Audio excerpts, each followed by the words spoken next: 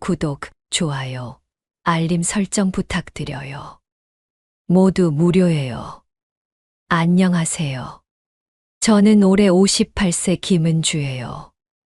남편을 하늘나라로 보내드린 지 4년이 지났지만 아직도 혼자서 하루하루를 보내는 게 쉽지 않더라고요. 매일 아침 7시에 일어나는 습관은 여전하지만 더 이상 남편을 위해 아침상을 차려줄 필요가 없다는 현실이 저를 공허하게 만들고 있었어요. 은주야, 오늘도 맛있겠다.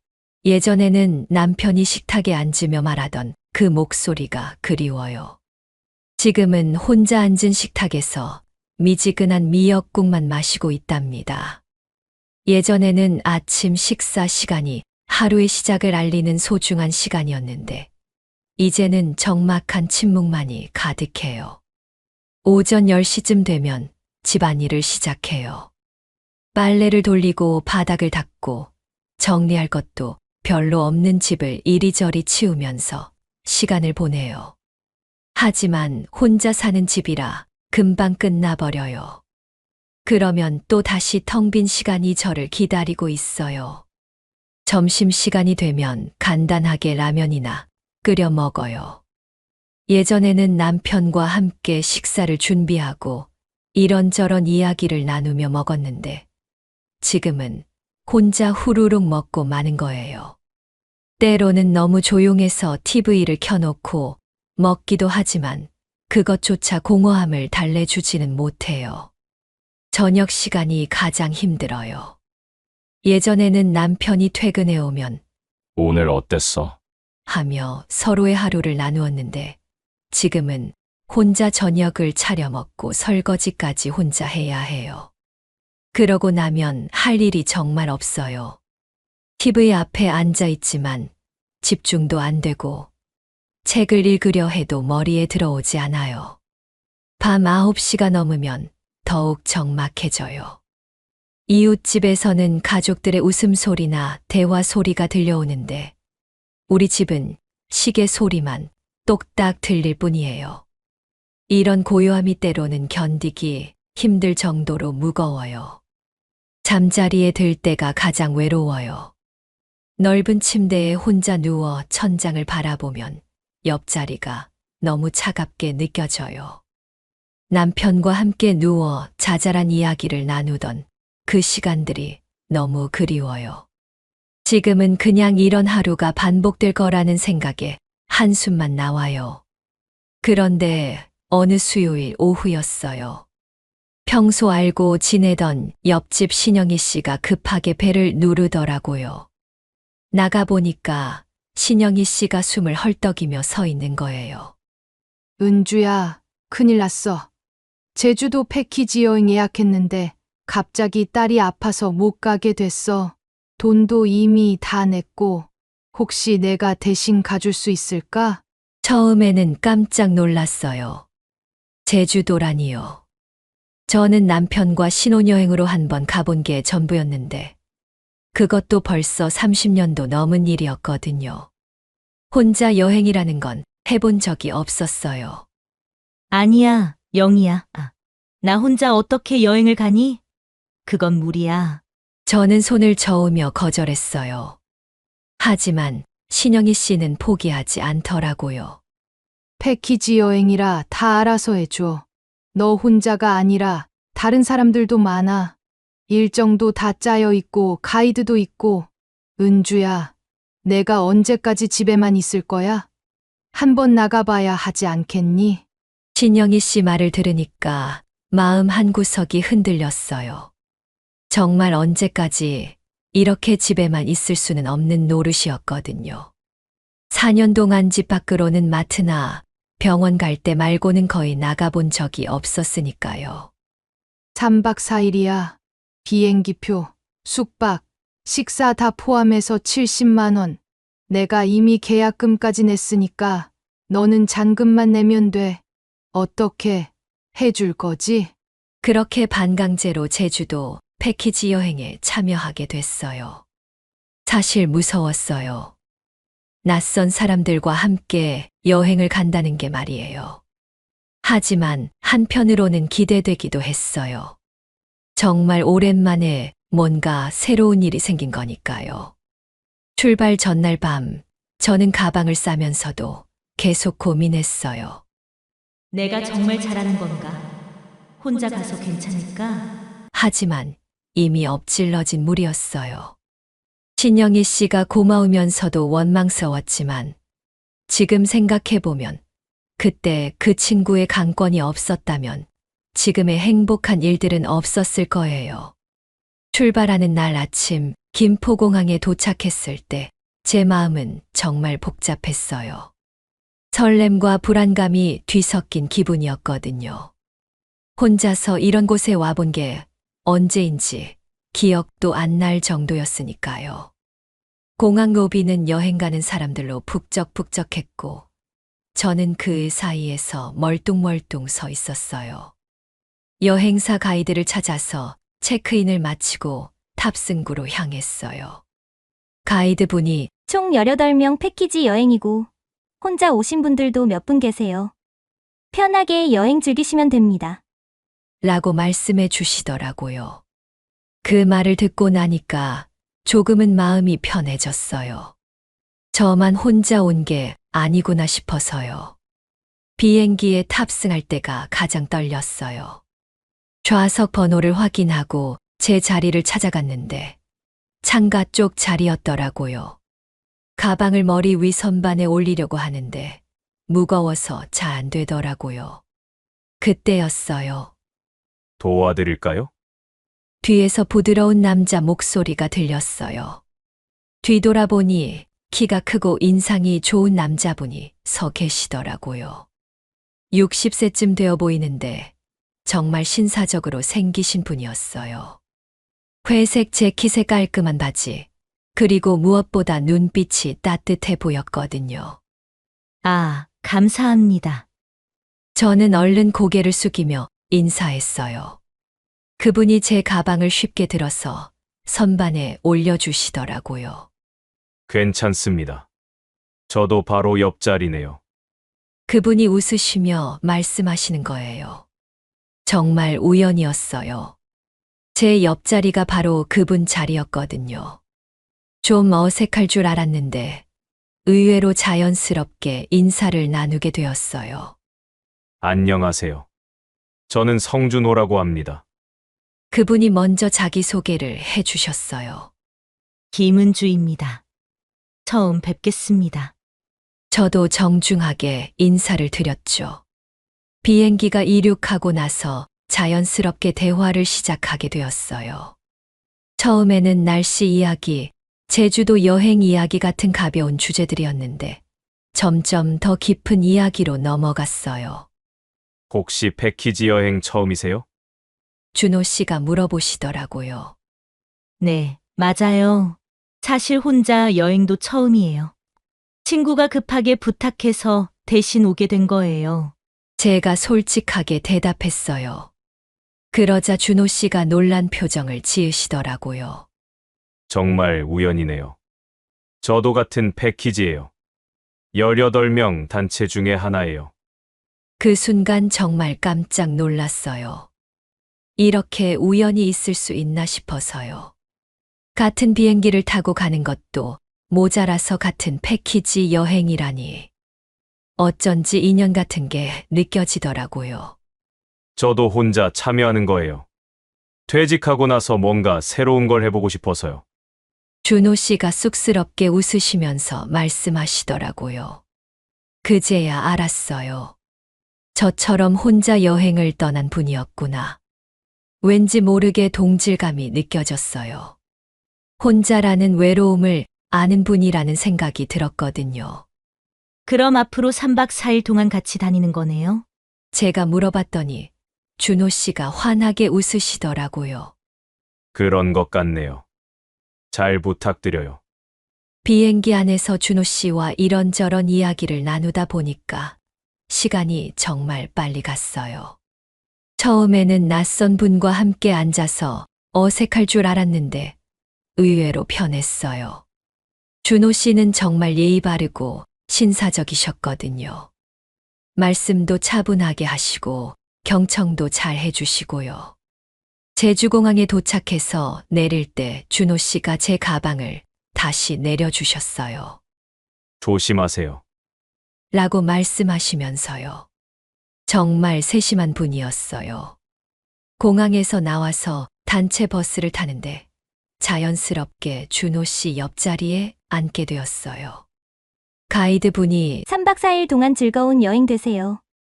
라고 인사하시는 걸 들으면서 저는 문득 생각했어요. 이번 여행이 정말 즐거울 것 같다는 생각이 들더라고요. 버스 창밖으로 보이는 제주도 풍경이 정말 아름다웠어요. 파란 바다와 푸른 하늘, 그리고 옆에 앉은 준호 씨의 따뜻한 존재감까지. 혼자 오기를 망설였던 제가 바보 같았어요. 이렇게 좋은 만남이 기다리고 있었는데 말이에요. 제주도 여행 첫날 오후 드디어 성산일 출봉에 도착했어요. 버스에서 내려서 올려다보니까 정말 웅장하더라고요. 높이가 182m라고 가이드가 설명해 주셨는데 평소 운동을 안 하던 저에게는 꽤 부담스러워 보였어요. 다른 여행객들은 이미 입구 쪽으로 향하고 있었고 저도 뒤따라 걸어갔어요. 은주 씨, 같이 올라갈까요? 준호 씨가 자연스럽게 제 옆으로 와서 말씀하시더라고요. 혼자 올라가기 막막했던 저에게는 정말 고마운 제안이었어요. 입구에서부터 계단이 시작되었는데 생각보다 가파르더라고요. 처음 몇 분은 괜찮았어요. 준호 씨와 이런저런 이야기를 나누면서 천천히 올라갔거든요. 제주도 바람도 시원하고 주변 경치도 아름다워서 기분 좋게 시작했어요. 하지만 10분쯤 지나니까 숨이 차기 시작했어요. 평소에 계단 오르기는커녕 동네 마트 가는 것 말고는 별로 걸어본 적이 없었거든요. 4년 동안 집에만 있다 보니 체력이 많이 떨어져 있었나 봐요. 휴.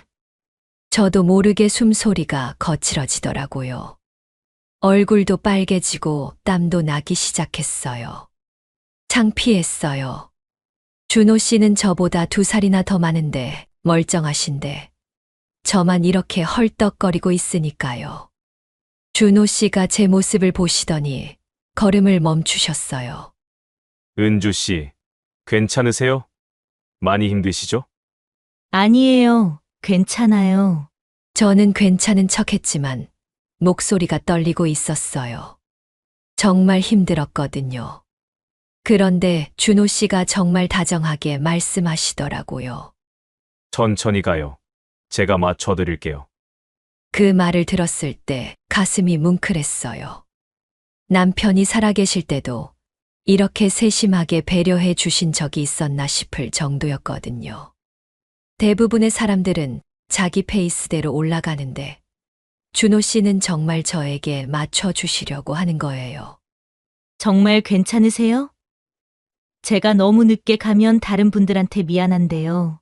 저는 걱정스럽게 말했어요. 괜찮아요. 여행은 즐겁게 하는 거잖아요. 급할 게 뭐가 있어요. 준호 씨가 환하게 웃으시면서 대답하셨어요. 그렇게 준호 씨는 정말 제 속도에 맞춰서 천천히 올라가 주셨어요. 제가 숨이 찰 때마다 자연스럽게 쉬어가자고 하시고 물도 권해주시고 심지어 제 가방까지 들어주시려고 하시더라고요. 가방은 제가 들게요. 무겁지 않아요. 저는 사양했지만 준호 씨는 이미 제 가방을 들고 계셨어요. 중간중간 벤치가 있는 곳에서 쉬어갈 때마다 준호 씨는 제주도 이야기를 해주셨어요. 예전에 몇 번 와보셨다고 하시면서 성산일 출봉 정상에서 보는 일출이 얼마나 아름다운지 설명해 주시더라고요. 그 이야기를 들으니까 더욱 정상에 올라가고 싶어졌어요. 30분쯤 걸려서 겨우 중간 지점에 도착했을 때 저는 정말 지쳐 있었어요. 다른 여행객들은 이미 정상에 올라갔다가 내려오는 분들도 있더라고요. 그런 모습을 보니까 괜히 준호 씨에게 미안한 마음이 들었어요. 준호 씨, 정말 죄송해요. 제가 너무 느려서. 저는 고개를 숙이며 사과했어요. 그런데 준호 씨가 제 손을 살짝 잡으시더니 말씀하시는 거예요. 은주 씨, 전혀 미안해할 필요 없어요. 오히려 저는 이렇게 천천히 올라가니까 더 좋은데요. 경치도 더 자세히 볼 수 있고, 대화도 더 많이 나눌 수 있고. 그 순간 준호 씨의 손에서 전해지는 따뜻함이 느껴졌어요. 정말 오랜만에 느끼는 감촉이었어요. 마음이 두근두근하면서 동시에 안심이 되더라고요. 마지막 구간을 올라갈 때는 준호 씨가 제 팔을 살짝 잡고 도와주셨어요. 조심하세요. 여기 계단이 좀 가파라요. 정말 한 걸음 한 걸음 저를 챙겨주시는 모습이 너무 고마웠어요. 드디어 정상에 도착했을 때 그 기분 정말 잊을 수가 없어요. 숨이 차고 다리는 후들후들했지만 마음만큼은 정말 뿌듯했어요. 그리고 무엇보다 준호 씨 덕분에 포기하지 않고 끝까지 올라올 수 있었다는 게 고마웠어요. 정상에서 바라본 제주 바다는 정말 환상적이었어요. 에메랄드빛 바다와 푸른 하늘이 어우러진 모습이 마치 그림 같았어요. 준호 씨와 나란히 서서 그 풍경을 바라보고 있으니까 혼자 왔다면 절대 느낄 수 없었을 행복감이 밀려왔어요. 힘들었지만 올라오길 잘했네요. 제가 중얼거리자 준호 씨가 웃으시며 말씀하셨어요. 저도 그렇게 생각해요. 은주 씨와 함께 올라와서 더 의미 있는 것 같아요. 그 말을 들었을 때 얼굴이 확 달아올랐어요. 이런 설렘을 언제 마지막으로 느꼈는지 기억도 안 날 정도였거든요. 성산일 출봉에서 내려온 후 가이드가 점심 식사를 위해 해산물 전문 식당으로 안내했어요. 제주도 하면 역시 싱싱한 해산물이죠. 식당에 들어서니까 바다 냄새와 함께 고소한 생선 굽는 냄새가 코끝을 간지렸어요. 18명이 함께 앉을 수 있는 큰 원형 테이블 2개가 준비되어 있더라고요. 자, 여러분 자유롭게 앉으세요. 가이드가 안내하자 사람들이 335 자리를 잡기 시작했어요. 저는 어디에 앉아야 할지 망설이고 있었는데 준호 씨가 저를 보시더니 손짓을 하시는 거예요. 은주 씨, 여기 앉으세요. 준호 씨가 의자를 빼주시면서 말씀하셨어요. 그렇게 우연히 같은 테이블에 앉게 되었어요. 테이블에는 저희 말고도 서울에서 온 부부, 부산에서 온 모녀, 그리고 대구에서 혼자 온 50대 여성분까지 총 6명이 앉았어요. 모든 분들이 친근하게 인사를 나누시더라고요. 잠시 후 식당 직원이 커다란 접시에 갓 구운 갈치를 가져왔어요. 정말 크고 살이 통통하게 오른 갈치였어요. 제주도 특산물이라고 하시더니 색깔도 은빛으로 반짝반짝 빛나고 냄새도 정말 고소했어요. 우와, 정말 크네요. 부산에서 온 딸분이 감탄사를 내뱉었어요. 그런데 문제가 생겼어요. 갈치가 통째로 나온 거라 누군가 발라서 나눠줘야 하는 상황이었거든요. 다른 테이블에서는 남자분들이 능숙하게 생선을 발라주고 계시더라고요. 저희 테이블에서도 자연스럽게 시선이 준호 씨에게 모였어요. 제가 해볼게요. 준호 씨가 소매를 걷어 올리시며 말씀하셨어요. 준호 씨가 젓가락을 들고 갈치 앞에 앉았을 때 그 모습이 정말 진지하셨어요. 마치 중요한 임무를 맡은 것처럼 집중하고 계시더라고요. 하지만 막상 시작하니까 생각만큼 쉽지 않았나 봐요. 젓가락으로 갈치살을 조심스럽게 떼어내려고 하시는데 가시와 살이 엉켜서 잘 분리가 안 되더라고요. 준호 씨의 이마에 살짝 땀이 맺히는 게 보였어요. 평소에 이런 일을 자주 해보지 않으신 것 같았어요. 이게 생각보다 어렵네요. 준호 씨가 쑥스럽게 웃으시며 중얼거리셨어요. 다른 분들은 웃음을 지으며 천천히 하세요. 라고 격려해 주셨어요. 저도 덩달아 웃음이 나왔지만 한편으로는 준호 씨가 서툰 손길로도 열심히 해주시는 모습이 고마웠어요. 10분 정도 씨름하신 끝에 준호 씨가 드디어 갈치 살 한 점을 깨끗하게 발라내셨어요. 가시 하나 없이 말이에요. 그리고는 그 첫 번째 갈치살을 제 앞으로 가져다 주시는 거예요. 은주 씨, 드세요. 가시는 다 골랐어요. 그 순간 정말 감동받았어요.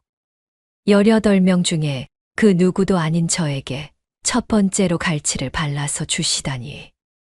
그것도 그렇게 서툰 손길로 정성스럽게 말이에요. 제 얼굴이 확 달아오르는 게 느껴졌어요. 고맙습니다. 저는 작은 목소리로 중얼거렸어요. 목소리가 떨리고 있었거든요. 다른 분들도 어머, 부인이 복이 많으시네. 하시면서 놀리듯이 말씀하시니까 더욱 부끄러워졌어요. 준호 씨도 제가 얼굴을 붉히는 걸 보시고는 미소를 지으셨어요. 그 후로도 준호 씨는 계속 갈치를 발라서 저희 테이블 사람들에게 나눠주셨어요. 점점 익숙해지시더니 나중에는 제법 능숙하게 발라내시더라고요. 하지만 매번 가장 좋은 부위, 가장 크고 살이 많은 부분은 어김없이 제 앞으로 가져다 주셨어요. 준호 씨, 저만 이렇게 받으면 안 되는데요. 제가 사양하자 준호 씨가 말씀하시더라고요. 괜찮아요. 은주 씨가 오늘 성산일 출봉해서 고생 많이 하셨잖아요. 그 말을 들으니까 가슴이 뭉클해졌어요. 저 때문에 천천히 올라가느라 준호 씨도 고생하셨을 텐데 오히려 저를 챙겨주시다니. 정말 마음씨가 따뜻하신 분이었어요. 갈치를 한 입 베어 물었을 때의 그 맛, 정말 잊을 수가 없어요. 담백하면서도 고소하고 무엇보다 준호 씨가 정성스럽게 발라주신 마음이 담겨 있어서 더욱 맛있게 느껴졌어요. 평생 먹어본 갈치 중에 가장 맛있었던 것 같아요. 식사를 마칠 때까지 준호 씨는 계속 저를 챙겨주셨어요. 물도 따라주시고 반찬도 가까이 놓아주시고 심지어 냅킨까지 건네주시더라고요. 마치 오래된 부부처럼 자연스럽게 말이에요. 잘 드셨어요? 식사가 거의 끝날 무렵 준호 씨가 물어보셨어요. 네, 정말 맛있었어요. 특히 갈치가. 저는 얼굴이 또 빨개지는 걸 느끼며 대답했어요. 그때 부산에서 온 어머님이 웃으시며 말씀하셨어요. 두 분 정말 잘 어울리시네요. 보기 좋아요. 그 순간 저는 정말 땅속으로 들어가고 싶었어요. 하지만 동시에 이상하게 기분이 좋기도 했어요. 준호 씨와 제가 남들 눈에도 어울려 보인다니. 58살에 이런 기분을 느낄 줄이야. 점심 식사를 마친 후 오후 일정은 한라수목원이었어요. 버스에서 내리니까 정말 울창한 숲이 펼쳐져 있더라고요. 제주도의 자연을 그대로 보존해 놓은 곳이라고 가이드가 설명해 주셨어요. 입구부터 나무들이 하늘을 가릴 정도로 빽빽하게 자라 있었고 공기도 정말 맑고 시원했어요. 자유시간 1시간 드릴게요. 산책로를 따라 천천히 둘러보세요. 가이드의 안내에 따라 사람들이 각자 흩어지기 시작했어요. 저는 어디로 가야 할지 망설이고 있었는데 준호 씨가 자연스럽게 제 옆으로 와주셨어요. 같이 걸어볼까요? 준호 씨의 제안에 저는 고개를 끄덕였어요. 혼자 걷기엔 너무 큰 수목원이었거든요. 입구에서부터 시작된 산책로는 정말 아름다웠어요. 양쪽으로 키 큰 나무들이 터널을 만들어주고 있었고 발밑에는 부드러운 흙길이 이어져 있었어요. 바람이 나무십 사이로 스며들면서 내는 소리가 마치 자연이 연주하는 음악 같았어요. 처음에는 조금 어색했어요. 며칠 전까지만 해도 전혀 모르던 사이였는데, 이렇게 둘이서 조용한 숲길을 걷고 있으니까 말이에요. 하지만 몇 걸음 걷지 않아서 그 어색함이 사라지기 시작했어요. 준호 씨가 먼저 말을 꺼내셨어요. 공기가 정말 맑네요. 서울에서는 느낄 수 없는 깨끗함이에요. 저도 깊게 숨을 들이마셨어요. 정말 그래요. 마음까지 깨끗해지는 기분이에요. 그렇게 자연스럽게 대화가 시작되었어요. 나무들 이야기, 새소리 이야기, 그리고 제주도 자연의 아름다움에 대해 이야기하다 보니까 시간이 금세 흘렀어요. 산책로 중간중간에는 벤치가 있었는데 하나씩 지날 때마다 준호 씨가 잠깐 쉬어갈까요? 하고 물어보셨어요. 성산일 출봉에서 제가 힘들어했던 것을 기억하고 계신 거였어요. 그런 세심한 배려가 정말 고마웠어요. 한 벤치에 앉아서 쉬고 있을 때였어요. 준호 씨가 조금 더 개인적인 이야기를 꺼내셨어요. 사실 혼자 여행 오는 게 처음이라서 많이 걱정했어요. 저도 솔직하게 대답했어요. 저도 그래요. 친구가 아니었다면 절대 못 왔을 거예요. 그런데 이렇게 좋은 분을 만나서 다행이에요. 준호 씨의 말에 제 얼굴이 또 빨개졌어요. 이상했어요. 분명히 며칠 전까지는 완전히 남남이었는데 지금은 마치 오래전부터 알고 지낸 사람처럼 편안했거든요. 대화를 나누는 것도 자연스럽고 함께 걷는 것도 전혀 부담스럽지 않았어요. 계속 걷다 보니 작은 연못이 나왔어요. 연못 위에는 나무 다리가 놓여 있었고 물 위로는 수련이 예쁘게 피어 있었어요. 정말 그림 같은 풍경이었어요. 와, 정말 아름다워요. 제가 감탄하자 준호 씨도 고개를 끄덕이셨어요. 다리 위에서 잠깐 멈춰 서서 연못을 내려다보고 있을 때였어요. 준호 씨와 저는 자연스럽게 난간에 팔꿈치를 기대고 나란히 서 있었어요. 그 순간 정말 평화로웠어요. 마치 시간이 멈춘 것 같았어요. 이런 곳에 와보신 적 있으세요? 준호 씨가 물어보셨어요. 아니요. 남편과 제주도에 왔을 때도 이런 곳은 못 와봤어요. 그때는 유명한 관광지만 돌아다녔거든요. 저는 자연스럽게 남편 이야기를 꺼냈어요. 더 이상 숨길 이유도 없었고 준호 씨라면 이해해 주실 것 같았거든요. 그러셨군요. 저도 이혼하고 나서 처음 와보는 곳이에요. 준호 씨도 솔직하게 말씀해 주셔서 서로의 상황을 더 잘 이해할 수 있었어요. 그렇게 우리는 서로의 과거를 자연스럽게 나누면서 더욱 가까워졌어요. 슬픈 이야기들도 있었지만 이상하게 무겁지 않았어요. 서로 이해하고 공감할 수 있는 부분이 많았거든요. 산책로의 끝자락에 다다랐을 때는 정말 아쉬웠어요.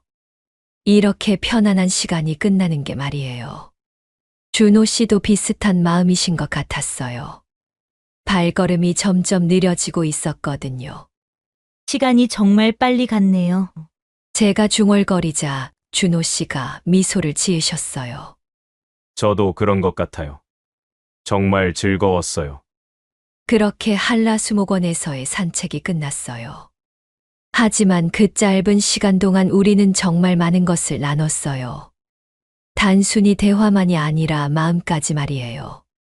며칠 전까지 낯선 사람이었던 준호 씨가 이제는 정말 편안하고 친근한 존재가 되어 있었어요. 여러분도 이런 경험 있으시죠? 어떤 사람과는 오래 알고 지내도 어색한데 어떤 사람과는 처음 만나도 금세 편해지는 그런 느낌 말이에요. 준호 씨가 바로 그런 분이었어요. 이 이야기가 어떻게 이어질지 궁금하시죠? 계속해서 들어보세요.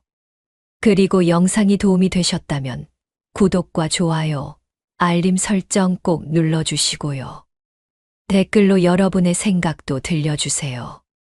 제주도 여행 둘째 날 아침이었어요.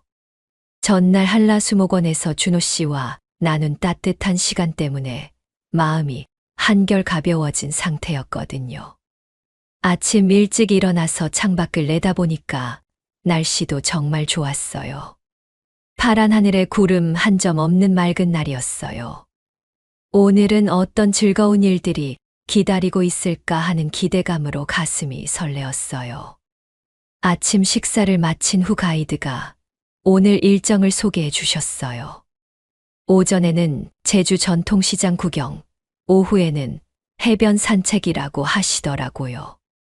특히 전통시장에서는 자유시간을 주신다고 하니까 더욱 기대됐어요. 준호 씨도 저와 비슷한 마음이신 것 같았어요. 아침에 마주쳤을 때 오늘도 좋은 하루가 될 것 같네요. 라고 말씀하시더라고요. 버스를 타고 제주 동문재래시장에 도착했을 때는 벌써 10시가 넘어 있었어요. 시장 입구부터 활기가 넘쳤어요. 제주도 특산물들을 파는 상인들의 목소리, 관광객들의 웃음소리, 그리고 각종 음식 냄새가 어우러져서 정말 생동감 넘치는 분위기였어요. 1시간 30분 자유시간 드릴게요. 12시에 입구에서 만나요. 가이드의 안내가 끝나자 사람들이 각자 흩어지기 시작했어요. 저도 준호 씨와 함께 시장 안으로 들어갔어요. 시장 안은 정말 볼거리가 많았어요.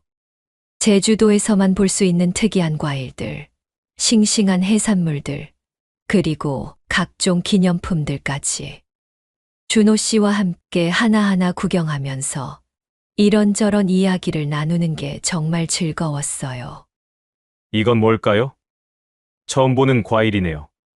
제가 신기한 열매를 가리키며 물어보자 준호 씨도 고개를 갸우뚱하셨어요. 상인 아주머니가 친절하게 설명해 주시더라고요. 그건 한라봉이라고 해요. 제주도에서만 나는 특산물이에요. 그렇게 이것저것 구경하다가 30분쯤 지났을 때였어요. 준호 씨가 잠깐 화장실 좀 다녀올게요. 라고 말씀하시고는 자리를 비우셨어요. 저는 그 자리에서 계속 기념품들을 구경하고 있었어요. 그런데 10분 정도 지났을 때였어요. 멀리서 익숙한 뒷모습이 보이는 거예요. 분명히 준호 씨 같았어요. 키도 비슷하고 입고 계신 옷도 그 옷이었거든요. 반가운 마음에 그쪽으로 걸어가려던 순간이었어요. 준호 씨 옆에 누군가 서 있는 게 보였어요. 젊은 여성이었어요. 20대 후반 정도로 보이는 정말 예쁘고 활기찬 여성이었어요. 긴 머리에 밝은 색깔 원피스를 입고 있었는데 화장도 깔끔하게 잘 해놓았더라고요. 그 순간 제 발걸음이 멈췄어요. 두 사람이 어떤 관계일까 하는 궁금증이 밀려왔거든요. 설마 연인은 아니겠지만 그래도 왠지 마음이 불편했어요. 며칠 전까지만 해도 전혀 모르던 사이였는데 이렇게 질투 같은 감정을 느끼고 있는 제 자신이 신기하기도 했고요. 좀 더 가까이 가서 보니까 두 사람이 정말 다정하게 대화하고 있는 모습이었어요. 준호 씨가 그 여성을 바라보며 환하게 웃고 있었고 그 여성도 준호 씨에게 뭔가 열심히 이야기하고 있었어요. 마치 오래 알고 지낸 사이처럼 편안해 보였거든요. 제 가슴 한구석이 무거워지기 시작했어요. 아, 준호 씨에게도 이미 누군가 있는 거구나. 하는 생각이 들더라고요. 그럴 수도 있는 일이잖아요. 60세의 매력적인 남성이니까 당연히 주변에 좋은 분들이 있을 수 있고요. 하지만 솔직히 말하면 실망스러웠어요. 어제 한라수목원에서 나눈 그 따뜻한 시간들이 저만의 착각이었나 싶어서요. 준호 씨는 그냥 친절하게 대해 주신 것뿐이었는데 제가 혼자 다른 의미로 받아들였던 건 아닐까요? 그렇게 멀리서 바라보고 있는데 갑자기 준호 씨가 제 쪽을 돌아보는 거예요. 우리 시선이 마주쳤을 때 정말 당황스러웠어요. 얼른 다른 곳을 보는 척했지만 이미 늦었어요. 준호 씨가 제게 손을 흔들며 웃고 계시더라고요. 그리고 그 젊은 여성의 팔을 살짝 잡으시더니 저쪽으로 걸어오시는 거예요. 어떻게 해야 할지 몰라서 그 자리에서 우물쭈 서 있을 수밖에 없었어요. 은주 씨, 여기 계셨네요. 준호 씨가 밝은 목소리로 인사하셨어요. 그리고는 옆에 있던 젊은 여성을 소개하시더라고요. 은주 씨, 제 조카 지은이에요. 우연히 여기서 만났어요. 그 순간 정말 어리둥절했어요. 조카라고요? 제가 그동안 무슨 생각을 하고 있었던 걸까요? 얼굴이 확 달아오르는 게 느껴졌어요. 정말 부끄러웠거든요. 지은 씨가 밝게 웃으며 인사를 건네주었어요. 안녕하세요. 삼촌이 여행 오신다고 하셔서 깜짝 만나러 왔어요. 아, 안녕하세요. 저는 겨우 인사를 받았어요. 아직 상황 파악이 제대로 안 되고 있었거든요. 준호 씨가 설명해 주셨어요. 지은이는 제주도에서 일하고 있어요. 제가 여행 온다고 했더니 시간 내서 나와준 거예요. 그제야 모든 게 이해됐어요. 연인이 아니라 삼촌과 조카였던 거예요. 제가 얼마나 어리석은 오해를 하고 있었는지. 마음 한구석이 확 가벼워지면서 동시에 민망함이 밀려왔어요. 준호 씨의 조카 지은 씨와 인사를 나눈 후 정말 어색하고 민망한 시간을 보냈어요. 제가 얼마나 어리석은 오해를 했는지 깨달으니까 얼굴이 계속 빨개져서 고개를 제대로 들 수가 없었거든요. 다행히 지은 씨가 밝고 활발한 성격이라서 분위기를 많이 풀어줬어요. 삼촌 자랑도 하고 제주도 맛집도 추천해 주면서 말이에요. 삼촌, 저는 이만 가볼게요. 은주 이모님, 제주도 여행 즐겁게 하세요. 지은 씨가 손을 흔들며 떠나간 후에야 저와 준호 씨만 남게 되었어요. 그때서야 오해가 완전히 풀렸다는 안도감이 밀려왔어요. 하지만 동시에 제가 왜 그런 생각을 했는지에 대한 부끄러움도 컸어요. 준호 씨가 제 표정을 보시더니 조심스럽게 물어보셨어요. 은주 씨, 혹시 무슨 걱정이라도 있으세요? 표정이 좀 어두워 보이는데요. 저는 어떻게 대답해야 할지 몰랐어요. 설마 제가 질투했다고 솔직하게 말할 수는 없잖아요. 아니에요. 그냥 갑자기 만나서 깜짝 놀랐을 뿐이에요. 라고 얼버무렸어요. 준호 씨는 다행히 더 이상 묻지 않으시고 그럼 계속 시장 구경할까요? 라고 말씀하셨어요. 오해가 풀리고 나니까 마음이 한결 가벼워졌어요. 다시 예전처럼 편안하게 대화를 나눌 수 있게 되었고요. 저녁이 되어서 호텔로 돌아온 후 가이드가 특별한 제안을 하셨어요. 오늘 저녁에 호텔 근처 야시장 구경하실 분 계세요? 제주도 야시장은 정말 볼거리가 많아요. 몇몇 분들이 손을 드셨고 저와 준호 씨도 함께 가기로 했어요. 하루 종일 관광지만 다녔으니까 현지인들이 가는 진짜 제주도를 보고 싶었거든요. 야시장은 호텔에서 걸어서 10분 정도 거리에 있었어요. 해가 지고 나니까 날씨가 선선해져서 걷기 딱 좋았어요. 야시장에 도착하니까 정말 활기찬 분위기였어요. 낮의 재래시장과는 또 다른 매력이 있더라고요. 각종 음식 냄새가 군침을 돌게 했어요. 제주도 특산물로 만든 음식들, 신선한 해산물, 그리고 막걸리까지. 준호 씨가 뭔가 한잔하고 싶은 기분이네요. 라고 말씀하시더라고요. 저도 사실 그런 마음이었어요. 오늘 하루 여러 가지 일들이 있었는데 이제 오해도 풀렸으니 마음 편히 이야기를 나누고 싶었거든요. 우리는 막걸리와 제주도 특산 안주를 파는 노점을 찾았어요. 플라스틱 의자에 앉아서 막걸리 한 주전자를 시켰어요. 야외에서 마시는 막걸리라니 정말 오랜만이었어요. 남편과 함께 이런 곳에 온 기억도 가물가물할 정도였으니까요. 건배! 준호 씨가 막걸리 잔을 들며 말씀하셨어요. 건배요. 저도 잔을 부딪히며 웃었어요. 막걸리의 달콤하고 시원한 맛이 목을 타고 내려가니까 하루의 피로가 싹 풀리는 것 같았어요. 처음에는 가벼운 이야기부터 시작했어요.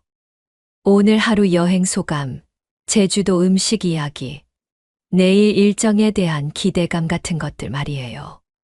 하지만 막걸리 한두 잔을 마시고 나니까 분위기가 좀 더 깊어졌어요. 사실 오늘 오해 때문에 많이 당황했어요. 제가 먼저 오늘 일을 꺼냈어요. 막걸리 덕분인지 용기가 생겼거든요. 준호 씨가 궁금한 표정을 지으시더라고요. 오해요. 무슨 오해였는데요? 저는 얼굴이 빨개지는 걸 느끼면서 솔직하게 말했어요. 조카분을 처음 봤을 때 혹시 연인분이신가 했거든요. 그 말을 듣고 준호 씨가 빙그레 웃으시더라고요. 아, 그래서 그런 표정을 지으셨구나. 저는 왜 갑자기 어색해지시나 했어요. 정말 부끄러워요. 괜한 오해를 해서요. 저는 고개를 숙이며 말했어요. 준호 씨가 진지한 표정으로 말씀하시더라고요. 은주 씨가 그런 생각을 하셨다는 것 자체가 저에게는 의미 있는 일 같아요. 그 말이 무슨 뜻인지 알 것 같아서 더욱 얼굴이 뜨거워졌어요. 막걸리 잔을 들고 있는 제 손이 살짝 떨리고 있었거든요. 저도 솔직히 말하면 준호 씨가 잠깐 망설이시더니 계속 말씀하셨어요. 이번 여행에서 은주 씨를 만나게 된 게 정말 큰 행운인 것 같아요.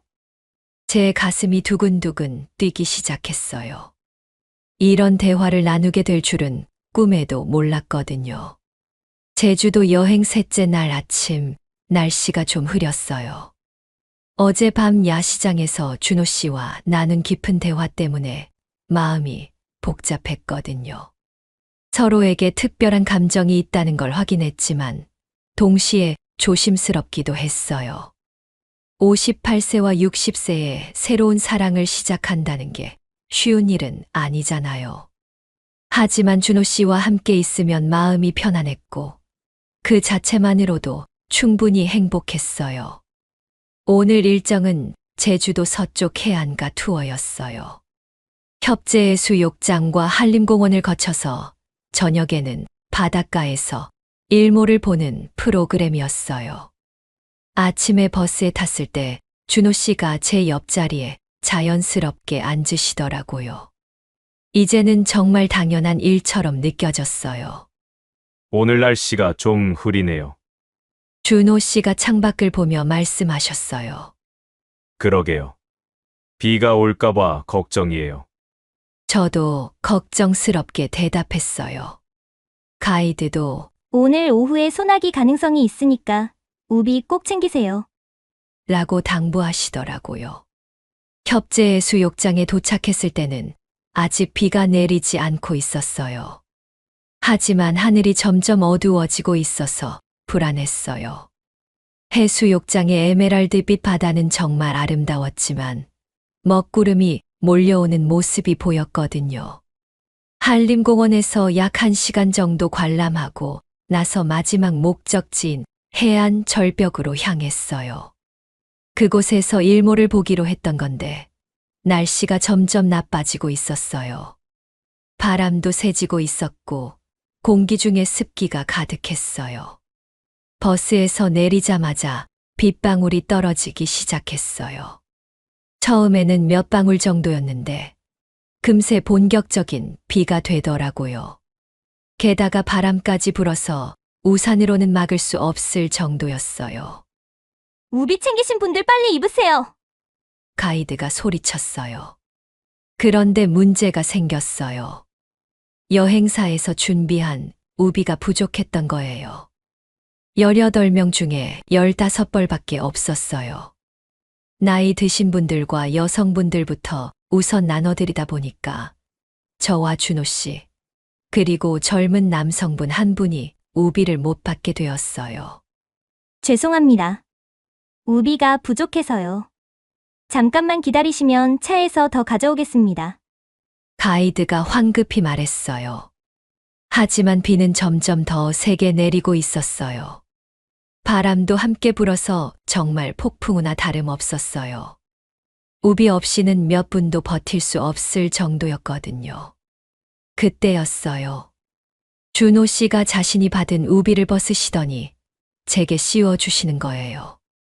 은주 씨가 입으세요. 안 돼요. 준호 씨도 젖어요. 저는 깜짝 놀라서 말렸어요. 하지만 준호 씨는 이미 우비를 제 머리 위에 씌워주고 계셨어요. 괜찮아요. 저는 비 좀 맞아도 돼요. 그럼 같이 입어요.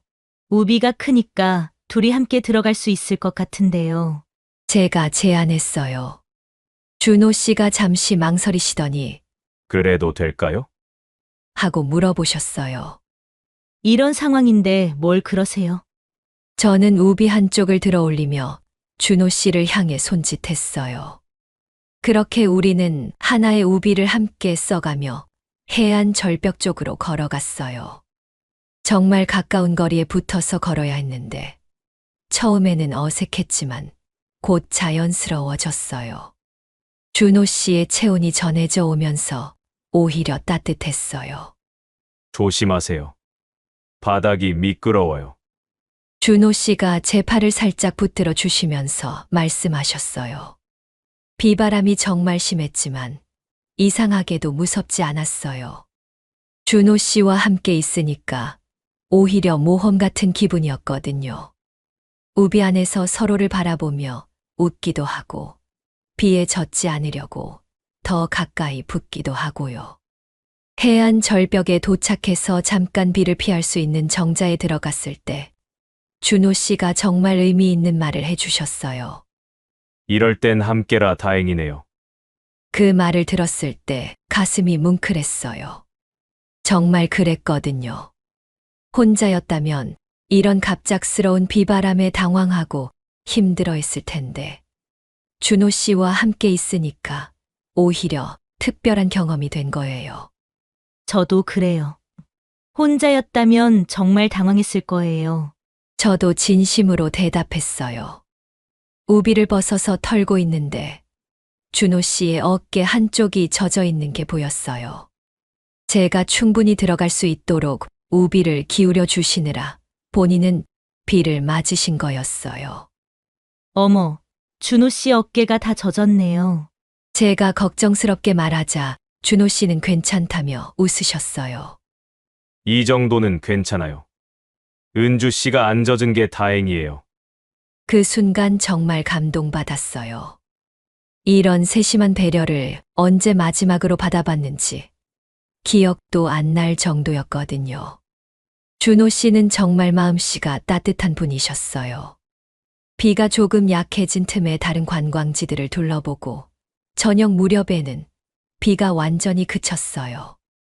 오히려 하늘이 맑아지면서 아름다운 노을이 지기 시작했어요. 오늘의 폭풍우가 거짓말처럼 느껴질 정도로 평화로운 저녁이었어요. 비가 그치고 저녁이 되어 숙소로 돌아왔을 때 하늘이 정말 맑게 개어 있었어요. 오후에 그 심한 폭풍우가 거짓말처럼 느껴질 정도였거든요. 숙소는 제주도 전통 가옥을 현대식으로 리모델링한 곳이었는데 정원이 정말 아름답게 꾸며져 있었어요. 특히 저녁이 되니까 곳곳에 설치된 조명들이 하나둘씩 켜지면서 환상적인 분위기를 연출하고 있었어요. 저녁 식사를 마친 후 대부분의 여행객들은 방으로 들어가셨어요. 하루 종일 돌아다니느라 다들 피곤하셨나 봐요. 하지만 저와 준호 씨는 아직 잠들기에는 아쉬웠어요. 오늘 하루도 정말 많은 일들이 있었고, 특히 비바람 속에서 우비를 함께 쓰며 걸었던 그 순간이 계속 마음에 남아 있었거든요. 정원이 정말 예쁘네요. 잠깐 산책해 볼까요? 준호 씨가 조심스럽게 제안하셨어요. 좋아요. 방에 들어가기엔 아직 이르죠? 저도 기꺼이 동의했어요. 숙소 정원은 생각보다 넓었어요. 제주도 특유의 돌담길이 있었고, 감귤나무와 동백나무들이 곳곳에 심어져 있었어요. 무엇보다 아름다웠던 건 군데군데 설치된 조명들이었어요. 따뜻한 노란색 불빛이 나무와 꽃들을 은은하게 비춰주고 있었거든요. 우리는 자연스럽게 나란히 걸으며 정원을 둘러봤어요. 낮 동안의 소란스러움과는 달리 밤의 정원은 정말 고요하고 평화로웠어요. 멀리서 들려오는 파도 소리와 바람에 스치는 나무잎 소리만이 조용한 배경음이 되어주고 있었고요. 정원 중앙에 작은 정자가 있었는데 그 주변에 특히 조명이 많이 설치되어 있었어요. 우리는 그곳에 자연스럽게 앉게 되었어요. 정자에서 바라본 정원의 모습이 정말 아름다웠어요. 마치 동화 속에 나오는 정원 같았거든요. 정말 예쁘네요. 이런 곳에서 하룻밤 지내는 것만으로도 힐링이 되는 것 같아요. 제가 조명들을 바라보며 중얼거렸어요.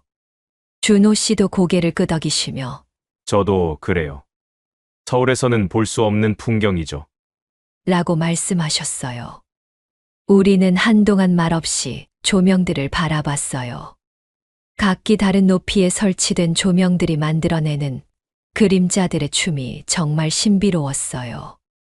바람이 불 때마다 나뭇가지들이 살랑살랑 움직이면서 조명의 그림자도 함께 춤을 추는 것 같았거든요.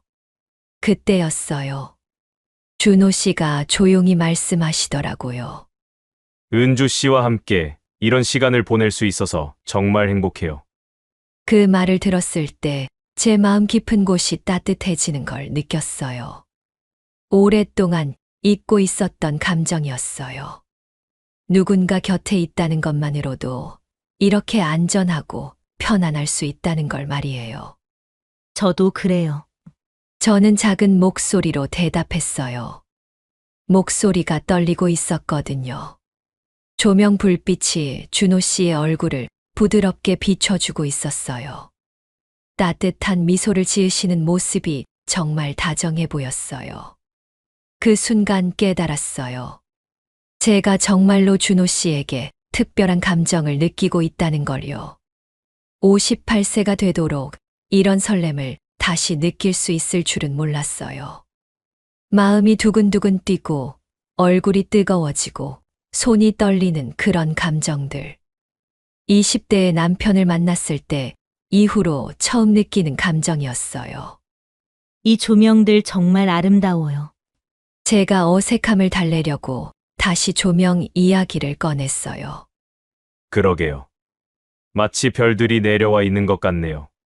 준호 씨도 함께 고개를 들어 조명들을 바라보셨어요. 정원 곳곳에 설치된 조명들이 정말 별처럼 반짝이고 있었어요. 어떤 건 나무에 매달려 있었고, 어떤 건 땅에 박혀서 위로 빛을 비추고 있었고, 또 어떤 건 돌담을 따라 늘어서 있었어요. 모든 조명이 각각 다른 역할을 하면서도 조화롭게 어우러져 있었어요. 그런 조명들을 바라보고 있으니까 마음이 정말 평온해졌어요. 준호 씨와 나란히 앉아서 이런 아름다운 광경을 함께 보고 있다는 것 자체가 기적 같았어요. 며칠 전까지만 해도 전혀 모르던 사이였는데 말이에요.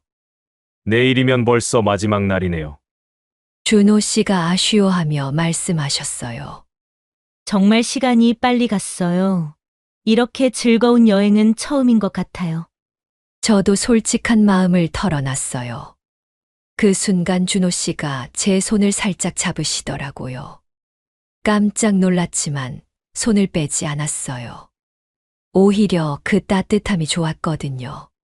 정원의 조명들이 우리를 은은하게 비춰주는 가운데 준호 씨의 손에서 전해지는 온기가 제 마음까지 따뜻하게 만들어주고 있었어요.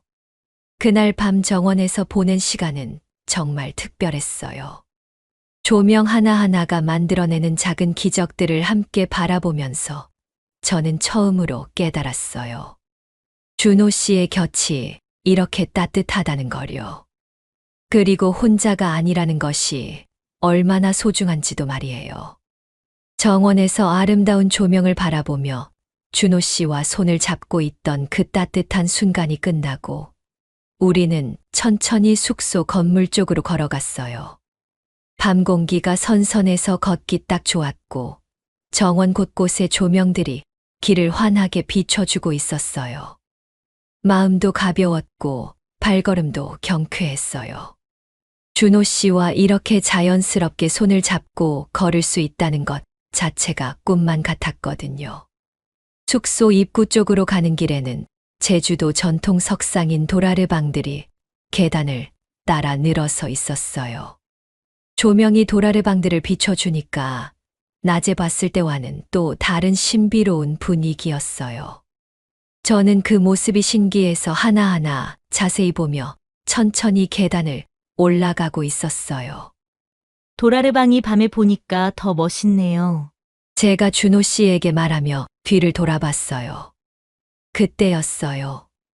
뒤돌아서 이야기하느라 정신이 없었는데 계단을 제대로 보지 않고 발을 디뎠던 거예요. 계단이 생각보다 높았고 돌이 조금 미끄러웠나 봐요. 순간적으로 균형을 잃으면서 오른쪽 발목이 휘청거렸어요. 아! 저도 모르게 소리가 나왔어요. 발목에 찌릿한 통증이 느껴지면서 그대로 넘어질 뻔했거든요. 그런데 넘어지기 전에 누군가 제 팔을 확 잡아주는 거예요. 준호 씨였어요. 정말 재빠르게 달려와서 저를 붙잡아 주신 거였어요. 만약 준호 씨가 없었다면 계단에서 굴러떨어졌을지도 모르겠어요. 은주 씨, 괜찮으세요? 준호 씨가 걱정스러운 목소리로 물어보셨어요. 발목이 좀 아파요. 저는 한쪽 발로 서면서 어깨에 기대어 말했어요. 오른쪽 발목을 땅에 대니까 아팠거든요. 준호 씨가 즉시 제 팔을 어깨에 걸쳐주시면서 천천히 부축해 주셨어요. 천천히 가요. 제가 도와드릴게요. 계단을 조심조심 올라가서 숙소 로비에 도착했을 때 준호 씨가 의자에 앉게 해주시더라고요. 그리고는 발목 상태를 확인해 보시겠다고 하셨어요. 많이 아프세요? 삔 것 같은데요. 준호 씨가 제 발목을 조심스럽게 살펴보시면서 말씀하셨어요. 조금 붓는 것 같아요. 정말 발목이 조금 부어오르기 시작했어요. 많이 심하지는 않았지만 확실히 삔 것 같았어요. 준호 씨가 프런트 직원에게 가서 얼음을 달라고 부탁하시더라고요. 발목 삐끗해서 얼음찜질 좀 해야겠어요. 라고 설명하시면서요. 직원분이 친절하게 얼음팩과 수건을 가져다 주셨어요. 제 방으로 가서 제대로 찜질하시죠. 여기서는 불편하실 것 같아서요. 준호 씨가 제안하셨어요. 처음에는 준호 씨 방에 가는 게 좀 망설여졌어요. 하지만 로비에서 계속 앉아 있을 수도 없고 발목도 계속 아팠거든요. 결국 준호 씨의 부축을 받으며 그분 방으로 갔어요. 준호 씨 방은 저와 같은 구조였는데 정말 깔끔하게 정리되어 있었어요. 침대에 앉게 해주신 후 준호 씨가 무릎을 꿇고 앉으시더니 제 발목에 얼음찜질을 해주기 시작하셨어요. 이렇게 하면 붓기가 가라앉을 거예요. 15분 정도 해야 해요. 준호 씨가 얼음팩을 수건에 싸서 제 발목에 대어주시면서 말씀하셨어요. 정말 세심하셨어요. 너무 차갑지 않도록 중간중간 얼음팩을 떼었다가 다시 대어주시고 혈액순환이 잘 되도록 발목 주변을 가볍게 마사지해 주시기도 하고요. 많이 아프시면 말씀하세요. 준호 씨가 조심스럽게 물어보셨어요. 괜찮아요. 많이 나아지는 것 같아요. 정말 얼음찜질을 하니까 통증이 줄어들고 있었어요. 그런데 이상했어요. 분명히 발목이 아픈데 준호 씨가 이렇게 정성스럽게 돌봐주시니까 마음이 따뜻했어요. 오랫동안 잊고 있었던 감정이었어요. 누군가 저를 이렇게 세심하게 챙겨준다는 것이 얼마나 고마운 일인지 말이에요. 준호 씨는 정말 꼼꼼하셨어요. 15분 동안 한 번도 지루해하시지 않고 계속 제 발목을 돌봐주셨어요. 중간중간 어때요? 좀 나아지세요? 하고 물어봐 주시고 얼음팩 온도도 계속 확인해 주시고요. 여러분도 이런 경험 있으시죠? 아플 때 누군가 정성스럽게 돌봐주면 몸의 아픔보다 마음의 따뜻함이 더 크게 느껴지는 그런 순간 말이에요. 이런 이야기가 여러분께도 위로가 되셨으면 좋겠어요. 영상이 도움되셨다면 구독과 좋아요 꼭 눌러주시고 댓글로 여러분의 따뜻한 경험도 나눠주세요. 준호 씨가 15분 동안 얼음찜질을 해주신 후 얼음팩을 치우시면서 발목 상태를 다시 확인해 보셨어요. 붓기가 많이 가라앉았고 통증도 처음보다 훨씬 나아진 상태였어요. 하지만 아직 완전히 낫지는 않아서 조심해야 할 것 같았어요. 이제 마사지를 조금 해드릴게요. 혈액순환에 도움이 될 거예요. 준호 씨가 조심스럽게 말씀하셨어요. 그 순간 제 심장이 빨리 뛰기 시작했어요. 준호 씨의 따뜻한 손이 제 발목 주변을 감싸는 느낌이 정말 오랜만이었거든요. 남편이 돌아가신 후 이렇게 누군가의 손길을 느껴본 적이 없었는데 갑자기 낯설면서도 설레는 감정이 밀려왔어요. 준호 씨의 손은 정말 부드러웠어요. 발목 주변을 가볍게 누르면서 원을 그리듯이 마사지해 주시는데 그 손길이 너무나 자연스럽고 따뜻했어요. 마치 전문적으로 배운 것처럼 정확한 부위를 짚어가며 해주시더라고요. 그런데 이상했어요. 분명히 발목이 아픈 상황인데 준호 씨의 손길에 가슴이 두근두근 뛰고 있었어요. 58세가 되도록 이런 설렘을 느끼게 될 줄은 정말 몰랐거든요. 얼굴도 점점 뜨거워지고 있었어요. 아프면 말씀해 주세요. 준호 씨가 집중해서 마사지 하시면서 중얼거리셨어요. 저는 고개만 끄덕였어요. 사실 말을 할 수 있는 상황이 아니었거든요. 너무 떨렸어요. 준호 씨의 손길이 발목을 감쌀 때마다 전기가 통하는 것 같은 느낌이었어요. 이런 감정을 느끼는 제 자신이 당황스러웠어요. 준호 씨는 정말 정성스럽게 마사지해 주셨어요. 발목뼈 주변, 아킬레스건 부근, 그리고 종아리 아래쪽까지 꼼꼼하게 풀어주시더라고요. 그 과정에서 가끔 준호 씨의 손과 제 피부가 직접 닿을 때마다 온몸에 전율이 흘렀어요. 저는 차마 준호 씨를 바라볼 수가 없었어요. 혹시 제 표정에서 이상한 기색이 드러날까 봐서요. 그래서 계속 다른 곳을 보려고 했는데 그것도 쉽지 않았어요. 준호 씨가 너무 가까이 있었거든요. 많이 나아진 것 같아요. 내일 아침에는 거의 괜찮을 거예요. 준호 씨가 마사지를 마치시며 안심시켜 주셨어요. 그때서야 저는 준호 씨를 바라볼 수 있었어요. 그런데 눈을 마주치는 순간 또 다른 떨림이 밀려왔어요. 준호 씨의 눈빛이 정말 따뜻하고 진실해 보였거든요. 단순히 다친 사람을 도와주는 친절함을 넘어서 뭔가 더 깊은 감정이 담겨 있는 것 같았어요. 준호 씨도 저와 눈이 마주치자 잠깐 당황하시는 것 같았어요. 서로를 바라보는 시간이 길어지면서 방 안의 분위기가 조금씩 변하고 있었어요. 더 이상 단순히 환자와 간병인의 관계가 아닌 남자와 여자의 묘한 긴장감이 흐르고 있었어요. 저는 얼굴이 너무 뜨거워져서 고개를 숙였어요. 이런 상황이 어색하면서도 설렜어요. 마치 20대 초반으로 돌아간 것 같은 기분이었거든요. 가슴이 두근거리고 손이 떨리고 뭔가 말을 해야 할 것 같은데 목소리가 나오지 않는 그런 상태였어요. 준호 씨가 조심스럽게 일어나시면서 분위기를 바꾸려고 하시는 것 같았어요. 수건으로 손을 닦으시면서 이제 좀 어떠세요? 하고 물어보셨거든요. 그 목소리도 평소보다 조금 떨리는 것 같았어요. 저는 발목을 조심스럽게 움직여 봤어요. 정말 많이 나아져 있었어요. 통증도 거의 사라졌고 붓기도 많이 빠진 상태였어요. 하지만 마음의 떨림은 오히려 더 커지고 있었어요. 정말 고마워요. 준호 씨 덕분에 많이 나아졌어요.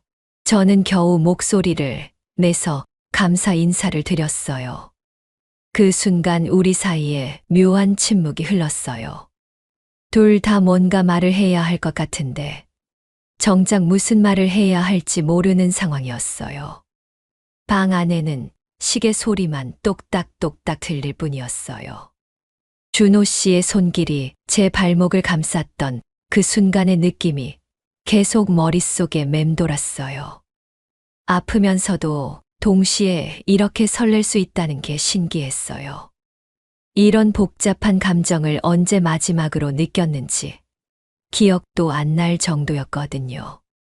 준호 씨 방에서 발목 치료를 받은 후 저는 제 방으로 돌아갔어요. 하지만 잠이 오지 않았어요. 준호 씨의 따뜻한 손길이 계속 생각났고 그때 느꼈던 설렘도 가슴 한구석에 남아 있었거든요. 시계를 보니 밤 11시가 넘어 있었지만 전혀 졸음이 오지 않았어요. 창밖으로는 파도 소리가 들려왔어요. 1시간 정도 뒤척이다가 결국 일어났어요. 발목은 많이 나아져서 조심스럽게 걸을 수는 있었어요. 답답한 마음에 숙소 앞 바닷가로 나가보기로 했어요. 밤바다를 보면 마음이 좀 진정될 것 같았거든요. 슬리퍼를 신고 조용히 문을 열어서 나왔는데 멀리서 누군가 바닷가에 서 있는 모습이 보였어요. 어둠 속에서도 그 실루엣이 익숙했어요. 준호 씨였어요. 저와 비슷하게 잠이 안 와서 나오신 것 같았어요. 준호 씨께 다가가면서 안녕하세요 라고 조심스럽게 인사했어요. 준호 씨도 저를 보시고는 놀라면서도 반가워하시더라고요. 은주 씨도 잠이 안 와서 나오셨나요? 준호 씨가 부드럽게 물어보셨어요. 우리는 자연스럽게 바다를 바라보며 나란히 섰어요. 밤바다는 정말 신비로웠어요. 달빛이 파도 위에 반짝이면서 은빛 길을 만들어내고 있었고 규칙적인 파도 소리가 마음을 편안하게 만들어줬어요. 제주도의 밤 공기는 서늘했지만 상쾌했어요. 정말 아름다워요. 제가 먼저 말을 꺼냈어요. 낮에 봤던 바다와는 완전히 다른 모습이었거든요. 낮에는 에메랄드 빛으로 반짝였다면 지금은 깊고 신비로운 검은색이었어요. 처음에는 바다 이야기, 여행 이야기 같은 가벼운 대화를 나눴어요. 하지만 시간이 지나면서 점점 더 깊은 이야기로 넘어갔어요. 각자의 외로움, 앞으로의 계획, 그리고 이번 여행에서 느낀 감정들까지 말이에요. 사실 이런 여행을 오기 전까지는 매일이 똑같았어요. 저는 솔직하게 마음을 털어놨어요. 파도 소리가 배경이 되어주니까 더욱 편하게 이야기할 수 있었거든요. 준호 씨도 고개를 끄덕이시며 공감해 주셨어요. 저도 그랬어요. 퇴직하고 나서는 특히 더 그랬고요. 우리는 1시간 넘게 이야기를 나눴어요. 정말 많은 것들을 나눴어요. 과거의 상처, 현재의 외로움, 그리고 미래에 대한 불안감까지. 이런 깊은 대화를 나눠본 게 언제인지 기억도 안 날 정도였어요. 대화를 나누면서 자연스럽게 서로 가까워졌어요. 처음에는 한 걸음 정도 떨어져 서 있었는데 어느새 어깨가 닿을 정도로 가까이 서 있었거든요. 파도 소리에 묻혀서 작은 목소리로 이야기하다 보니까 자연스럽게 그렇게 된 것 같았어요. 그때였어요. 특별히 슬픈 이야기를 한 건 아니었는데 갑자기 눈물이 핑 돌았어요. 아마 지난 4년 동안 쌓여있던 외로움이 한꺼번에 터져 나온 것 같았어요. 누군가와 이렇게 마음을 나눈다는 것 자체가 너무 오랜만이었거든요. 준호 씨가 제 모습을 보시더니 조심스럽게 다가오셨어요. 그리고는 아무 말 없이 저를 조용히 안아주시더라고요. 갑작스러운 일이었지만 거부감이 들지 않았어요. 오히려 정말 오랫동안 기다려온 따뜻함 같았어요. 준호 씨의 품은 정말 따뜻했어요. 든든하고 안전한 느낌이었어요. 오랫동안 혼자서 모든 걸 견뎌온 제게는 이런 위로가 절실했나 봐요. 저는 저항하지 않았어요. 그냥 그 따뜻함에 몸을 맡겼어요. 파도 소리가 우리를 감싸고 있었어요. 달빛 아래에서 준호 씨와 조용히 포옹하고 있으니까 정말 꿈만 같았어요. 이런 순간이 제게 다시 올 줄은 정말 몰랐거든요. 괜찮아요. 준호 씨가 제 귀에 속삭이듯 말씀하셨어요. 그 목소리가 너무 따뜻했어요. 우리는 그렇게 한참을 안고 있었어요. 시간이 얼마나 흘렀는지도 모르겠어요. 그저 서로의 체온을 느끼고 파도 소리를 들으면서 말없이 위로를 나누고 있었어요. 그날 밤 바닷가에서 준호 씨와 나눈 포옹 이후 우리 사이에는 정말 미묘한 변화가 일어났어요. 말로는 설명하기 어려운 그런 감정이었어요. 사랑이라고 하기에는 아직 이르고 그렇다고 단순한 호감이라고 하기에는 너무 깊은 그런 느낌이었거든요. 58세가 되어서 이런 복잡한 감정을 느끼게 될 줄은 정말 몰랐어요. 다음 날 아침에 준호 씨와 마주쳤을 때의 그 어색함과 설렘이 아직도 생생해요. 아침 식사 자리에서 서로 눈이 마주칠 때마다 어젯밤이 생각나서 얼굴이 빨개졌거든요. 다른 여행객들 앞에서는 평소처럼 자연스럽게 행동하려고 했지만 서로를 바라보는 시선이 예전과는 달랐어요. 어젯밤에 잠은 잘 주무셨어요? 준호 씨가 조심스럽게 물어보셨어요. 그 질문에 담긴 의미를 저도 알 수 있었어요. 단순히 잠에 대한 질문이 아니라 어젯밤 일에 대한 안부였거든요. 저는 고개를 끄덕이며 네, 잘 잤어요. 라고 대답했지만 사실 한숨도 못 잤어요. 계속 그 따뜻한 포옹이 생각났거든요. 여행 마지막 날 일정이 시작되었을 때도 우리는 자연스럽게 함께 다녔어요. 하지만 뭔가 달랐어요. 예전처럼 단순한 동행자가 아니라 서로에게 특별한 감정을 느끼는 사이라는 것을 둘 다 알고 있었거든요. 손을 잡지는 않았지만 걸을 때마다 어깨가 스치고 가끔 우연히 손이 닿을 때마다 전기가 통하는 것 같은 느낌이었어요. 다른 여행객들도 우리 사이의 변화를 눈치채신 것 같았어요. 두 분 정말 잘 어울리세요. 라는 말을 몇 번 들었거든요. 그럴 때마다 저는 부끄러워서 어쩔 줄 몰랐지만 한편으로는 기분이 좋기도 했어요. 점심 식사 시간에 준호 씨와 단둘이 앉게 되었을 때 우리는 처음으로 이 감정에 대해 조심스럽게 이야기를 나눴어요. 직접적으로 표현하지는 않았지만 서로를 바라보는 눈빛으로 충분히 전해지고 있었어요. 오후의 마지막 관광지를 돌 때도 우리는 다른 사람들과는 조금 떨어져서 함께 걸었어요. 이제 내일이면 서울로 돌아가야 한다는 생각에 둘 다 아쉬워하고 있었어요. 이런 특별한 시간이 끝나는 게 정말 안타까웠거든요. 서울에 돌아가서도 연락하며 지낼 수 있을까요? 준호 씨가 용기를 내서 먼저 물어보셨어요. 저는 망설임 없이 그럼요. 당연하죠. 라고 대답했어요. 정말 그랬거든요. 이런 분을 다시 만나기 어려울 것 같았어요. 그날 저녁 숙소에서 보낸 시간도 특별했어요. 내일이면 헤어져야 한다는 생각에 더욱 소중하게 느껴졌거든요. 우리는 정원에서 다시 만나서 이런저런 이야기를 나누며 마지막 밤을 함께 보냈어요. 이번 여행이 제 인생에서 가장 의미 있는 여행이 될 것 같아요. 제가 진심으로 말했어요. 준호 씨도 고개를 끄덕이며 저도 그래요. 은주 씨를 만나지 못했다면 그냥 평범한 여행으로 끝났을 텐데.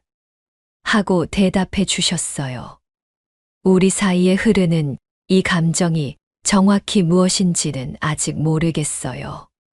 사랑인지, 깊은 호감인지, 아니면 외로움이 만들어낸 착각인지. 하지만 분명한 건 이런 감정을 느끼는 것 자체가 저에게는 큰 변화였다는 거예요.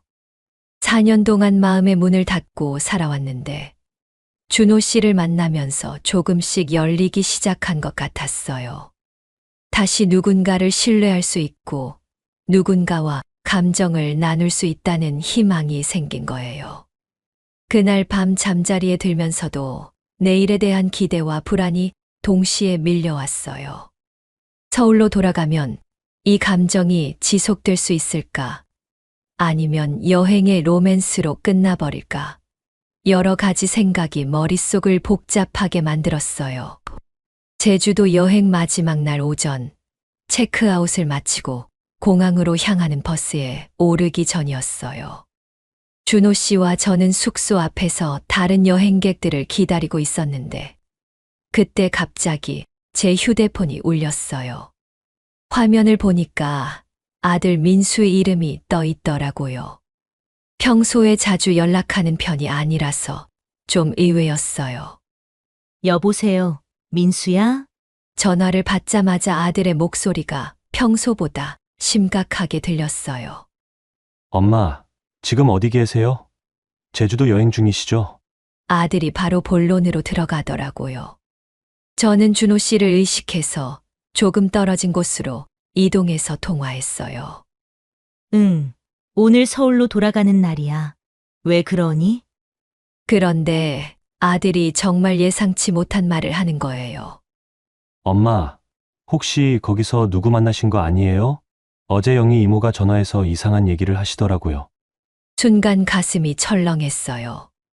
신영희 씨가 뭔 얘기를 했는지 모르겠지만 아들의 목소리 톤이 예사롭지 않았거든요. 무슨 이상한 얘기? 남자분하고 같이 다닌다고 너무 가까이 지내는 것 같아서 걱정된다고 하시던데. 아들의 목소리가 점점 딱딱해졌어요. 그제야 상황을 알 수 있었어요. 다른 여행객 중에 누군가 신영희 씨에게 연락해서 저와 준호 씨 이야기를 한 것 같았어요. 아마 부산에서 온 그 어머님이실 거예요. 아들이 계속 말을 이어갔어요. 엄마, 아빠 돌아가신 지 얼마나 됐다고 벌써 그러세요? 그것도 여행에서 만난 낯선 사람을요? 그 말을 듣는 순간 정말 마음이 아팠어요. 아들 입장에서는 이해할 수 없는 일일 수도 있겠지만 이렇게 단정적으로 말하다니.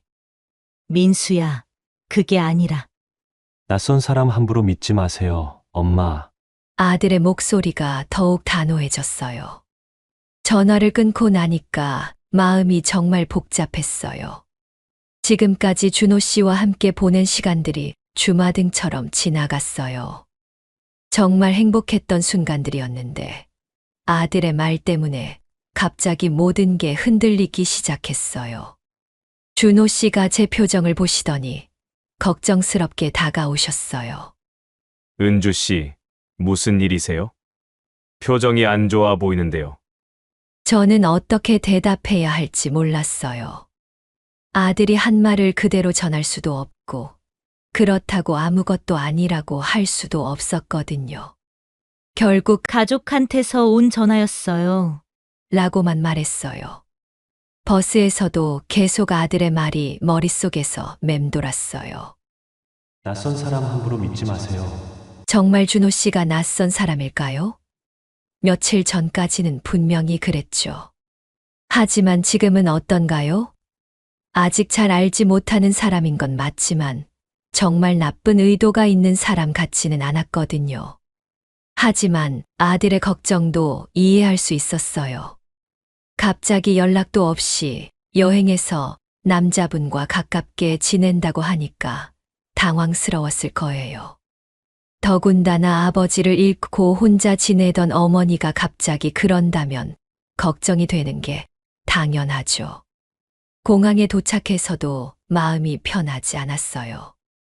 준호 씨는 제가 전화 받은 후로 표정이 어두워진 것을 계속 신경 쓰고 계셨어요. 체크인을 하고 대기실에서 기다릴 때도 평소 같으면 자연스럽게 대화를 나누었을 텐데 저는 계속 조용했어요. 은주 씨, 혹시 제가 뭔가 잘못한 게 있나요? 준호 씨가 조심스럽게 물어보셨어요. 그제야 제가 얼마나 어색하게 행동하고 있었는지 깨달았어요. 준호 씨는 아무 잘못도 없는데 제가 혼자 고민하고 있었던 거예요. 하지만 쉽게 털어놓기도 어려운 상황이었어요. 결국 저는 솔직하게 말하기로 했어요. 사실 아들한테 전화가 왔는데 저희가 같이 다닌다는 얘기를 들었나 봐요. 준호 씨가 이해한다는 듯이 고개를 끄덕이셨어요. 아, 그래서 그러셨군요. 걱정하는 것 같아서. 저는 말끝을 흐렸어요. 아들이 낯선 사람 믿지 말라고 했다는 말은 차마 할 수가 없었거든요. 그 순간 준호 씨의 표정이 조금 어두워지는 게 보였어요. 아마 상황을 짐작하신 것 같았어요. 제가 아들의 걱정 때문에 어색해하고 있다는 걸 눈치채신 준호 씨가 조용히 한숨을 쉬셨어요. 그리고는 공항 대기실에서 조금 더 한적한 곳으로 저를 이끌어 주셨어요. 다른 여행객들과 떨어진 구석자리에 앉아서 진지한 표정으로 저를 바라보시더라고요. 은주 씨, 아드님이 뭐라고 하셨는지 대충 짐작이 가요. 준호 씨가 먼저 말문을 여셨어요. 저는 고개를 숙인 채 대답했어요.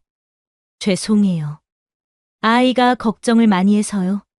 준호 씨가 제 손을 살짝 잡으시더니 정말 진심 어린 목소리로 말씀하셨어요. 걱정하시는 게 당연하죠. 저도 딸이 있다면 똑같이 걱정할 거예요. 그 말을 듣고 조금 마음이 편해졌어요. 준호 씨가 아들의 입장을 이해해 주신다니. 하지만 동시에 이렇게 되면 저희 사이도 어떻게 될지 걱정이 되었어요. 그런데 준호 씨의 다음 말이 정말 감동적이었어요. 하지만 저는 오래 곁에 있고 싶습니다. 그 순간 정말 가슴이 뭉클했어요. 아들의 반대가 있을 수도 있다는 걸 알면서도 이렇게 솔직하게 마음을 표현해 주시다니. 58세에 이런 고백을 들을 줄은 정말 몰랐거든요.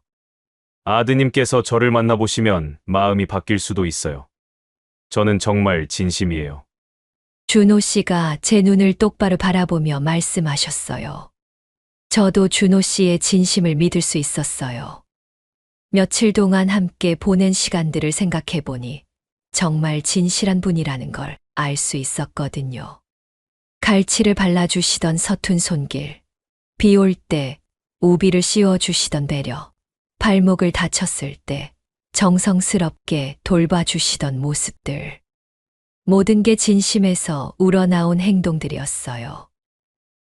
저도 준호 씨와 함께하고 싶어요. 저도 용기를 내서 솔직하게 말했어요. 준호 씨가 환하게 웃으시더라고요. 그럼 천천히 시간을 두고 아드님도 설득해 보세요. 급할 것 없어요. 정말 이해심이 많으신 분이었어요. 저 같으면 아들 때문에 포기하자고 할 수도 있었을 텐데, 준호 씨는 오히려 이해해 주시면서 기다려 주시겠다고 하시는 거예요. 비행기 탑승 시간이 다가오자 우리는 게이트로 향했어요. 다른 여행객들과 함께 줄을 서서 기다리는 동안 저는 이번 여행을 되돌아봤어요. 정말 많은 일들이 있었고 무엇보다 예상치 못한 만남이 있었어요. 며칠 전까지만 해도 혼자서 외롭게 지내던 제가 이렇게 누군가와 특별한 감정을 나누게 될 줄은 꿈에도 몰랐어요. 아들의 걱정이 있긴 하지만 그건 시간을 두고 해결할 수 있는 문제라고 생각했어요. 비행기에 탑승해서 자리에 앉았을 때도 준호 씨는 자연스럽게 제 옆자리에 앉으셨어요. 이제는 정말 당연한 일처럼 느껴졌어요. 창가 쪽 자리에 앉아서 제주도 풍경을 내려다보니까 정말 아쉬웠어요. 정말 아름다운 곳이었어요. 제가 창밖을 바라보며 중얼거렸어요. 저에게는 평생 잊지 못할 곳이 될 것 같아요. 준호 씨도 함께 창밖을 바라보시며 말씀하셨어요. 비행기가 이륙하면서 제주도가 점점 작아져 갔어요. 하지만 그곳에서 만든 추억들은 제 마음 속에 영원히 남을 것 같았어요. 특히 준호 씨와 함께 보낸 모든 순간들이 말이에요. 서울로 향하는 비행기 안에서 저는 많은 생각을 했어요. 앞으로 어떻게 될지는 모르겠지만 적어도 다시 누군가를 믿고 의지할 수 있다는 희망을 얻었어요. 4년 동안 닫혀있던 제 마음의 문이 조금씩 열리고 있는 것 같았어요. 비행기가 제주도를 떠나 서울로 향하는 1시간여의 시간 동안 저와 준호 씨는 대부분 창밖 풍경을 바라보며 조용히 앉아 있었어요. 구름 위로 올라가니까 아래로 보이는 바다가 정말 신비로웠어요. 파란 바다와 하얀 구름들이 만들어내는 풍경이 마치 다른 세상 같았거든요. 이런 아름다운 광경을 준호 씨와 함께 보고 있다는 것 자체가 감동이었어요. 정말 멋있네요. 제가 작은 목소리로 중얼거렸어요. 준호 씨도 고개를 끄덕이시며 은주 씨와 함께 보니까 더 아름다워 보여요. 라고 대답해 주셨어요. 그 순간이었어요. 창밖 풍경에 집중하고 있던 저희 두 손이 자연스럽게 팔걸이 위에서 가까워졌어요. 처음에는 우연히 스친 것 같았는데 준호 씨가 제 손등 위에 살짝 본인의 손을 올려주시는 거예요. 그 따뜻한 접촉이 느껴지는 순간 제 마음 속에서 무언가가 확실해졌어요. 이건 단순한 여행에서의 로맨스가 아니라는 걸요. 정말로 제 인생에 새로운 동반자가 나타난 거라는 확신이 들었어요. 4년 동안 혼자 살면서 다시는 누군가와 이런 감정을 나눌 수 없을 거라고 생각했어요. 나이도 많고 이미 한 번 결혼 생활을 경험했으니까 더 이상 새로운 사랑은 불가능하다고 여겼거든요. 하지만 지금 이 순간 준호 씨의 손이 제 손등을 감싸고 있는 이 따뜻함 속에서 깨달았어요. 이제 나도 다시 누군가와 동행할 수 있겠구나. 정말 확신이 들었어요. 아들의 걱정이 있긴 하지만 그건 시간이 해결해 줄 문제라고 생각했어요. 준호 씨 같은 분이라면 충분히 아들의 마음도 돌릴 수 있을 거예요. 무엇보다 저 자신이 행복해지는 모습을 보여주면 아들도 이해할 거라고 믿었어요. 창밖으로 서울이 점점 가까워지고 있었어요. 이제 곧 현실로 돌아가야 하지만 저는 전혀 두렵지 않았어요. 오히려 기대됐어요. 준호 씨와 함께라면 앞으로의 일상도 전혀 다를 것 같았거든요. 서울에 도착하면 뭘 하고 싶으세요? 준호 씨가 조용히 물어보셨어요. 제일 먼저 아들에게 준호 씨 이야기를 해야 할 것 같아요. 저는 솔직하게 대답했어요. 준호 씨가 제 손을 좀 더 꼭 잡으시면서 저도 함께 가면 안 될까요? 직접 만나서 인사드리고 싶어요. 라고 말씀하셨어요. 정말 용감한 분이셨어요. 아들이 반대할 수도 있다는 걸 알면서도 직접 만나보겠다고 하시다니. 그 순간 저는 준호 씨에 대한 믿음이 더욱 확고해졌어요. 비행기가 김포공항에 착륙할 때까지 우리는 계속 손을 잡고 있었어요. 다른 승객들이 볼 수도 있었지만 전혀 신경 쓰이지 않았어요. 오히려 자랑스러웠어요. 이 나이에도 이런 설렘을 느낄 수 있고 누군가와 이렇게 자연스럽게 애정을 표현할 수 있다는 게 말이에요. 공항에서 나와서 헤어질 때가 되었을 때도 아쉽지 않았어요. 왜냐하면 이제 끝이 아니라 새로운 시작이라는 걸 알고 있었거든요. 준호 씨와 저는 연락처를 다시 한번 확인하고 내일 저녁에 만나기로 약속했어요. 오늘 정말 즐거웠어요. 평생 잊지 못할 여행이 될 것 같아요. 제가 진심으로 말했어요. 저도요. 은주 씨 덕분에 제 인생이 완전히 바뀔 것 같아요. 준호 씨도 환하게 웃으며 대답해 주셨어요. 그렇게 3박 4일의 제주도 여행이 끝났어요. 하지만 저에게는 진짜 인생의 새로운 여행이 시작된 거였어요. 58세에 만난 두 번째 사랑, 정말 꿈만 같은 일이었어요. 지금 이 이야기를 들려드리고 있는 시점에서 준호 씨와 저는 함께 행복하게 지내고 있어요. 아들도 처음에는 걱정했지만 준호 씨를 직접 만나보고 나서는 마음을 열었어요. 연애에는 정말 나이가 없다는 걸 깨달았어요. 여러분도 언제든 새로운 시작을 할 수 있어요. 나이는 숫자일 뿐이고 진정한 사랑과 행복에는 때가 따로 없으니까요. 혹시 지금 외로움을 느끼고 계신다면 용기를 내보세요. 저처럼 뜻밖의 행복이 찾아올 수도 있거든요. 오늘 저희 이야기가 여러분에게 희망과 용기를 드릴 수 있었다면 정말 기쁠 것 같아요. 영상이 도움이 되셨다면 구독과 좋아요 버튼 꼭 눌러주시고요. 알림 설정도 해주세요.